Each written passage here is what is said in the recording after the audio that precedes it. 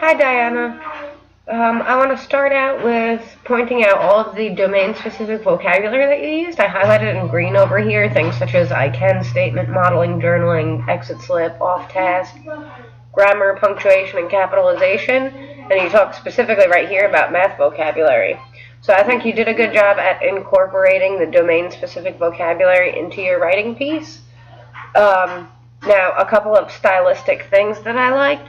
Right here in the beginning of your piece, it starts off with, your principal saying you need to incorporate journaling into your classes, and then you go into list these things that you already have to do, the I can statement and all that. And I think that it right away gets to the stress that we experience when the administrators tell us, here's another thing you have to add to your list.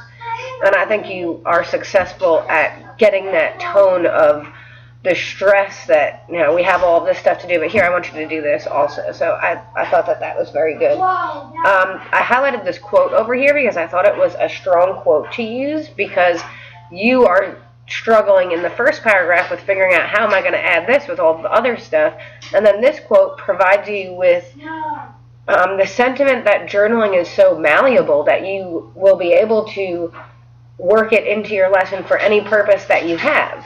So I think that was a really good quote to use. Your concluding statement over here. Oh wait, what is this? So I liked this also because I guess you started searching for specific math and science journaling techniques and ways to use it. So you put right here that reading this thing on page 501 of the textbook got you thinking of how you can start journaling right away and using math stories with math concepts embedded in them. And I think that's good because it makes what you're writing and your research immediately usable in the classroom. So I think that was a good thing to add in over here.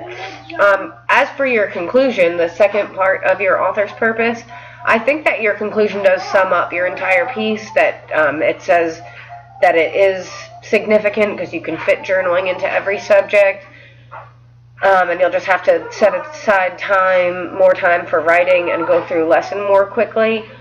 But I do think that maybe a suggestion or a on-the-edge question, to use the vocabulary of what we're doing here, would be, could you add in some kind of prediction about how the journaling will affect your students? You say here that you look forward to see how it works in your classroom, but maybe something, even if it's something that's vague, but not as vague as just see how it works in the classroom, something about what it would do for a specific student, or just to bring your conclusion into your classroom, but in a broad sense. I don't know if that's confusing. Not broad to the whole world of journaling, but broad to the specificity of your classroom.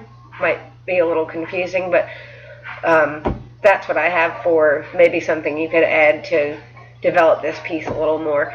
But I thought it was a good piece, and thank you. I think you did really well at incorporating the domain-specific vocabulary. So